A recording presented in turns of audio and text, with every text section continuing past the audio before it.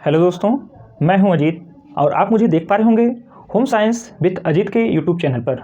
आज हम लोग इस वीडियो के माध्यम से पढ़ने वाले हैं नैतिक विकास का सिद्धांत, जिसके प्रतिपादक लॉरेंस कोहलबर्ग हैं। इसका वीडियो को बनाने का जो उद्देश्य है, यह सिर्फ और सिर्फ सीटेट को ध्यान में रखकर वीडियो बना रहा हूं, जो कि सीटेट के लिए कहीं ना कहीं यह बहुत हितकारी होगी। तो चलिए हम देखते हैं नैतिक विकास का सिद्धांत। अगर हम प्रतिपादक की बात करें तो इसके प्रतिपादक हैं कोहलबर्ग, जो कि आपको लॉरेंस कोहलबर्ग के नाम से मिल जाएगा। जब हम नैतिकता की बात करते हैं, यानी कि मोरल डेवलपमेंट की बात करते हैं, नैतिक विकास की बात करते हैं, तो सबसे पहले हम लोग जानेंगे कि कोहलबर्ग ने नैतिकता का वर्णन कैसे किया, उन्होंने मोरल को, नैतिकता को कैसे परिभाषित किया। उनके द्वारा दी गई जो डिफिनीशन है, यानी कि उन्होंने कहा नैतिक वह गुण है जिससे हमें सही और गलत की पहचान होती है। नैतिकता वह गुण है जिससे हमें सही और गलत की पहचान होती है। इसे सामाजिक परिवेश से सीखा जाता है। नैतिकता वह गुण है जिससे हमें सही और गलत की पहचान होती है। इसके साथ ही साथ नैतिकता को सामाजिक परिवेश से सीखा जाता है। जब बालक का जन्म होता है तब वह ना तो नैतिक होता है और ना तो अनैतिक होता है।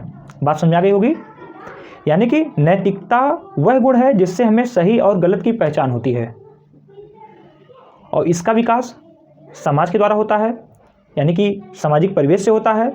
और जब बालक का जन्म होता है तो बालक ना तो नैतिक होता है ना ही अनैतिक होता है। यही इनका स्टेटमेंट था लॉरेंस कोहलबर्ग का नैतिकता को लेकर के। जब इनकी बात आती है तो इनसे जुड़ी हुई एक मज़ेदार कहानी है, जिसको हिंज की कहानी के नाम से जाना जाता है। हिंज की कहानी मैं आपको सुनाने जा रहा हूँ।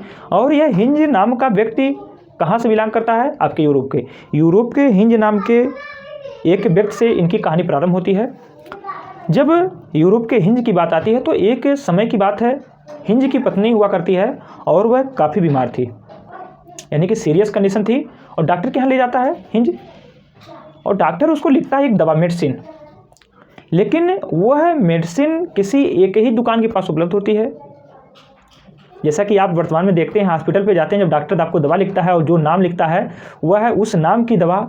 फार्मूला तो मिल जाता है, लेकिन उस नाम की दवा आपको हर मेडिकल हॉल पे नहीं मिलता है। वह किसी एक ही दो ही मेडिकल हॉल पे दवा मिलती है उस नाम की, या तो जहाँ हॉस्पिटल होगा उसी के आसपास मिलती है, और उसका कास्ट भी हाई होता है। तो वही घटना हिंज के साथ घटती है।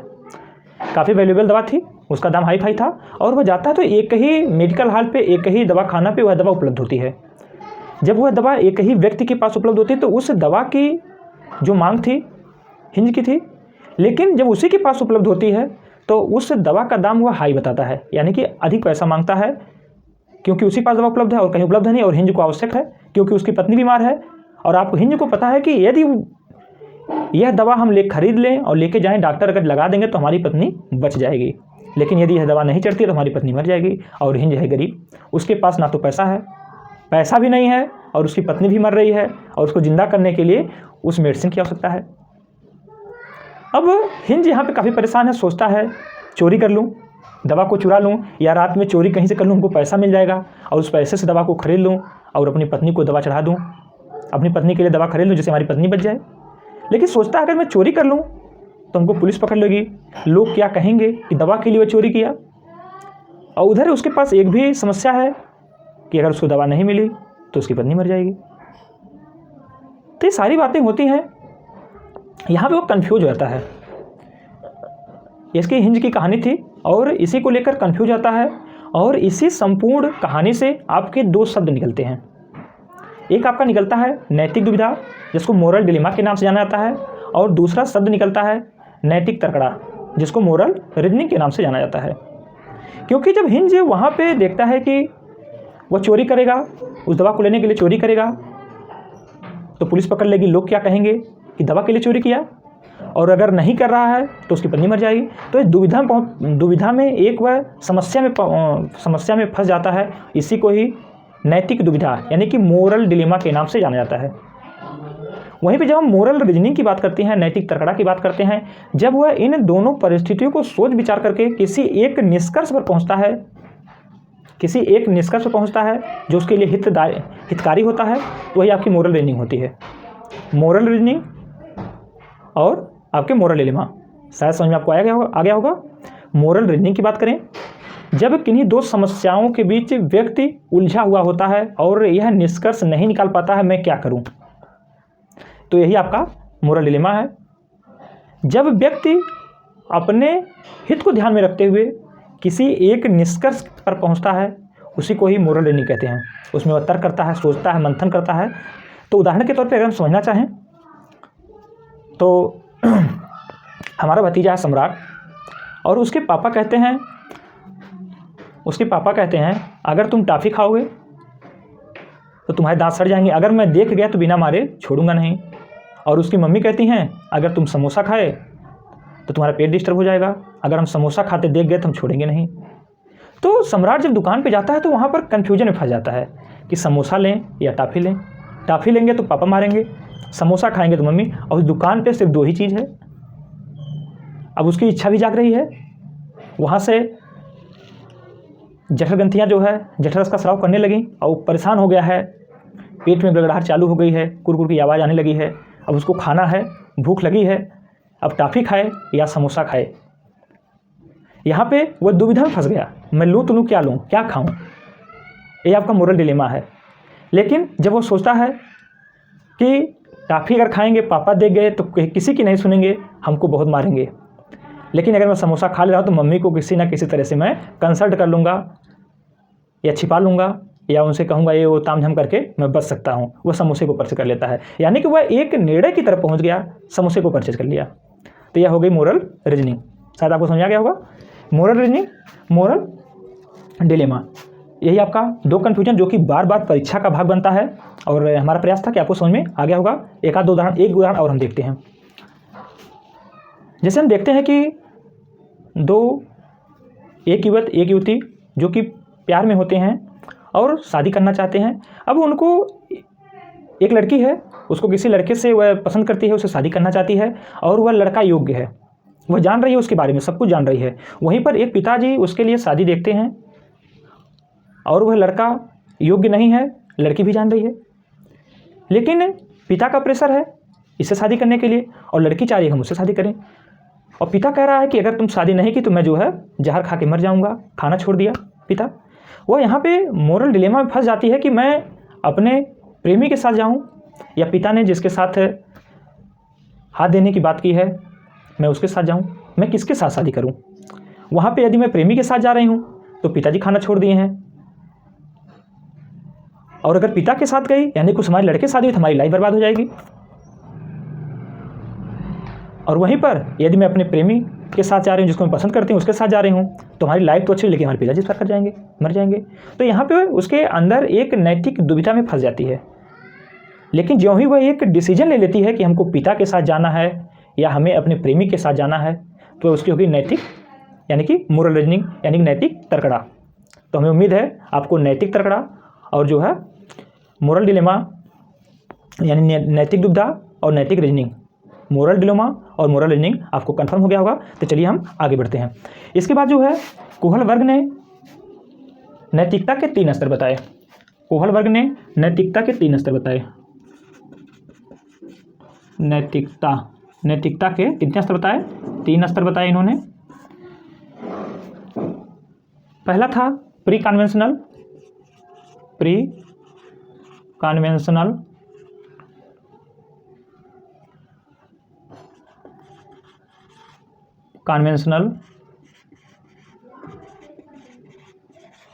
Post conventional.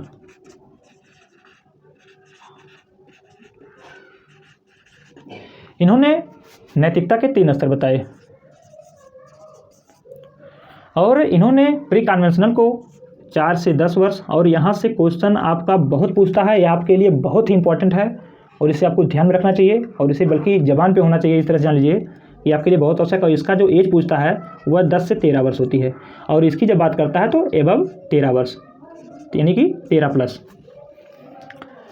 लेकिन वहीं पर आपकी हिंदी दे देता है, जो कि हिंदी कहीं ना कहीं आपके लिए भी कठिन है और सबके लिए। और हिंदी की आपको पता है कि पर्यायवाची दे देता है, और हम एक हिंदी याद करते हैं बल्कि उसकी पर्यायवाची उठा के दे देता है, तो बहुत कन्फ्यूजन होता है।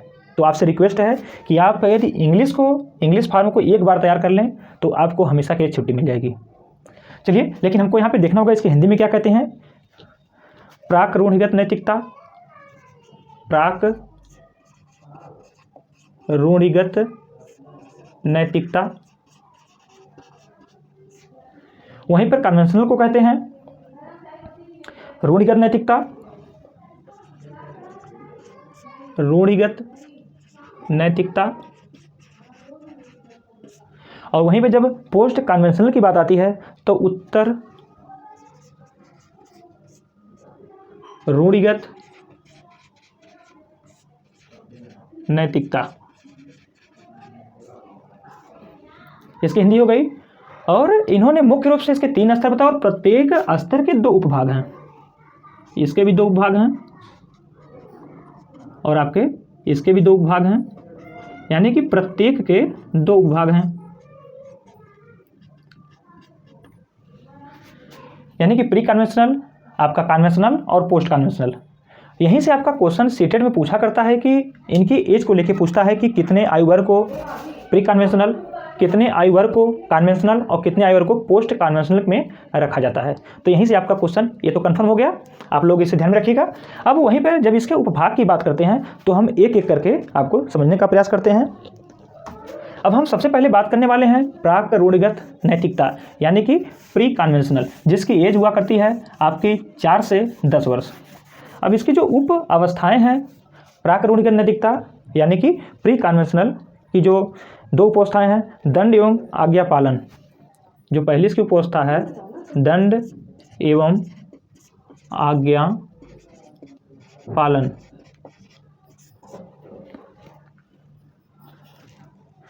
उन्मुक्ता, दंड एवं आज्ञा पालन, उन्मुक्ता। और इसी को हम अगर इंग्लिश में देखें तो पनिशमेंट एंड ओबीडियंस। तो जब दंड एवं आज्ञा पालन उन्मुक्ता की बात होती है, जब बच्चा 4 से 10 वर्ष के बीच में होता है तो बच्चा कोई भी कार्य दंड से और आज्ञा के डर से करता है। आज्ञा को मानना है, पिता का आज्ञा है, माता की आज्ञा है, दादी की आज्ञा है, तो उसकी आज्ञा का वो पालन करता है। और पालन के साथ साथ या तो उसको आज्ञा का पालन करेगा या तो उसको भय होता है, डर होता है कि यदि हम इस काम को नहीं करेंगे तो पिताजी, दादी, दादा, मम्मी ये लोग हमको मारेंगे। जैसे कि मैं बात बताऊं, जैसे छोटा बच्चा होता है, जब एक बहुत ही आसानी जो कि सबके जीवन से लगी हुई है और हम लोग घर में देखते हैं कि जब हमारे घर में मेहमान आ जाते हैं तो छोटा बच्चा बैठा रहता है, देखते हैं तो पहले जब छोटा होता है, जब वो 2-3 साल का जब वो यानी कि खाना खाना प्रारंभ करता है तो लोग तो पहले प्रेम से बैठते हैं, तो लोग खिलाते हैं। लेकिन ज्यों लड़का बड़ा होता जाता है, जब उसके हाथ चलने लगते हैं और वह आने जाने यानी कि चलना प्रारंभ कर देता है, और तब जाके बच्चा अगर कोई बैठा है जा कर के पहले ही बिस्किट को या मिठाई है, चाय है और नमकीन है उठा के खाने लगता है तो लोगों को बुरा लगता है। तो वहाँ पे बच्चा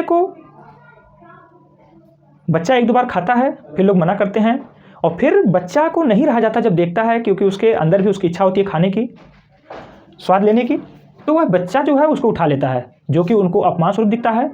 तो बच्चे को डर दिया जाता है कि अगर तुम वहाँ से उठा लिए, अगर तुमने वहाँ से खाया तुम बहुत मारेंगे। तो बच्चा बैठता तो है, देखता रहता है, लेकिन उठाता नहीं है। उसको डर बना रहता है कि हम अगर यहाँ से ले लिए तो यही पापा जो बगल में बैठे हैं अभी जा कर के घर में हमको मारेंगे। यानी उसके अंदर क्या बना है, दंड की, उसको दंड का डर है कि अगर हमने यहाँ से खाया तो हम मारे जाएंगे। तो यही बात होगी। यह कौन सी अवस्था होती है, आपके प्राक रूढ़िगत यानी कि प्री कन्वेंशनल स्टेज होता है, जिसकी उम्र होती है 4 से 10 वर्ष। पहले होगी इसका उपभाग हो गया। वहीं पर जब इसके हम सेकंड उपभाग की बात करते हैं तो आपका जो इसका सेकंड उपभाग हुआ करता है वो आपका होता है साधनात्मक, सापेक्ष, या जो इसको विनिमय उन्मुक्ता कहते हैं, या इसको व्यक्तिवाद, उपकरणवाद, व्यक्तिवाद, इसी को उपकरणवाद, इसी को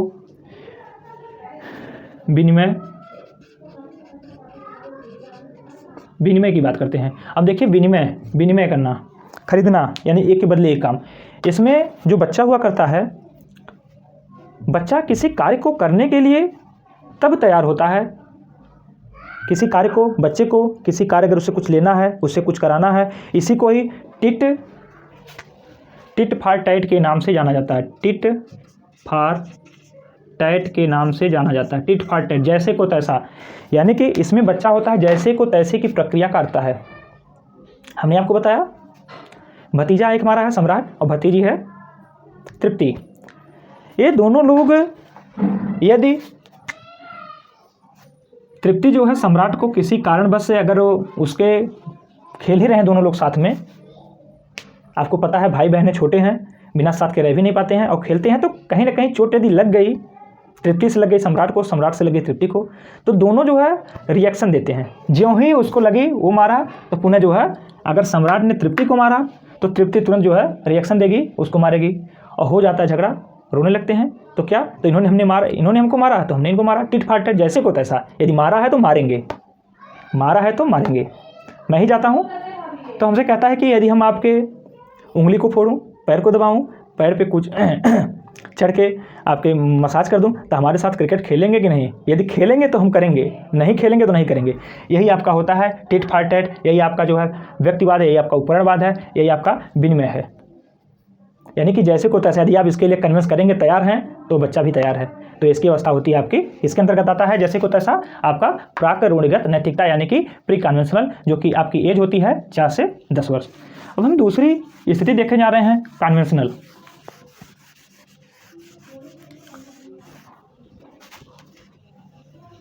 यानी कि रूढ़िगत नैतिकता का स्तर, कन्वेंशनल लेवल।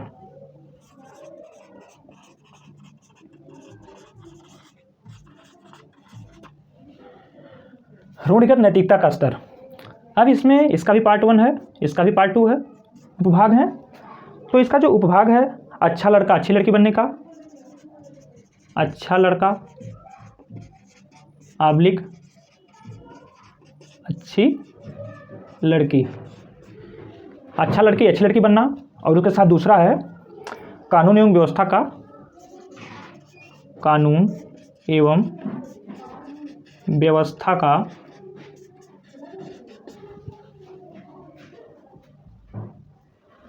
कानून एवं व्यवस्था उन्मुख। अब देखिए, जो ये एज होती है आपकी है कन्वेंशनल लेवल की, होती है आपकी 10 से 13 वर्ष, जो कि बार बार आपसे सीटेट की परीक्षा में पूछा जाता है। तो जब लड़का 10 से 13 वर्ष की अवस्था में होता है, तो हमेशा कुछ इस तरह का कृत्य करता है कि जिससे हम अच्छा बने, सबकी नज़र में अच्छे बने रहें, चाहे वो टीचर उसके सामने, चाहे उसके पिता हों, चाहे उसकी माता हों। जब वह काम को करता है, कुछ इस प्रकार से करने का प्रयास करता है कि जिससे हम, जो हमारे सामने वाला जो हमसे बड़ा है, उसके निगाह में हम एक अच्छा और एक अच्छी लड़की के रूप में अपने आप को रिप्रेजेंट कर पाएँ। वहीं पे जब बात आती है इसके दूसरे उपभाग की, कानून एवं व्यवहार उपमुख, यानी कि इसमें जो लड़का है वह कानून का पालना करना, कानून की पालना करता है, कानून की पालना या सामाजिक व्यवस्था की पालना करना प्रारंभ कर देता है। जैसे कि एग्जाम्पल के तौर पे देखें, छोटा लड़का है जो इतनी है, उसको पता हो गया है कि जो कि हम लोग जाते हैं रास्ते पे, कहीं सिग्नल है, आपकी लाल बत्ती है, पीली है और हरी है, लाल है, पीली है और आपकी हरी है।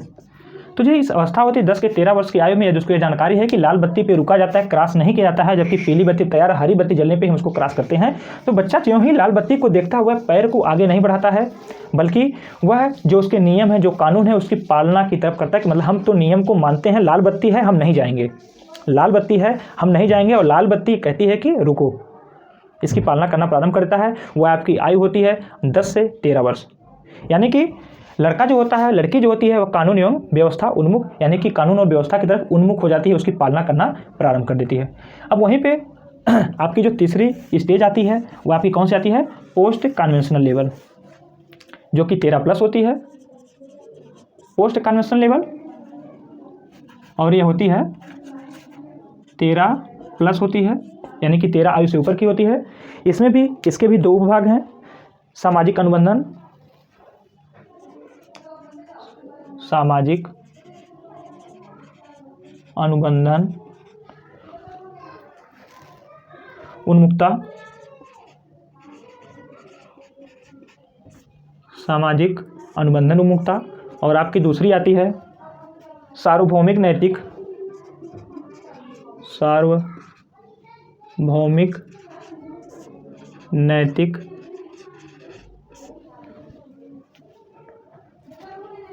सिद्धांत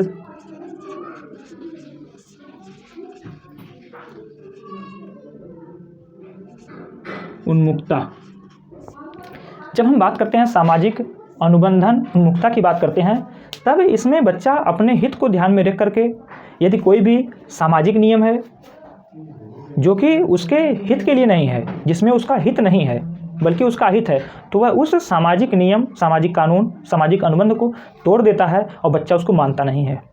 यह किसकी बात आती है? जब सामाजिक अनुबंधन उन्मुखता की बात होती है, सामाजिक अनुबंधन उन्मुखता की बात होती है, तो सामाजिक नियमों, कानूनों जो कि उसके लिए हितकर नहीं होते वह सोचता है। इसमें बच्चे में अमूर्त चिंतन की प्रक्रिया चालू हो जाती है, यानी कि रीजनिंग करने लगता है, सोचने लगता है, तर्क करने लगता है। बच्चे में तर्क प्रारंभ हो जाता है और वहीं पर वह उस पर तर्क करता है, सोचता है, मंथन करता है, विचार करता है, और जो उसके लिए हितकर नहीं होती है, चाहे वो सामाजिक नियम हो, कानून हो, जो भी सामाजिक व्यवस्था हो, सामाजिक प्रथा हो, वो उसको तोड़ करके अपने हित के बारे में सोचता है। तो ये आपका क्या है?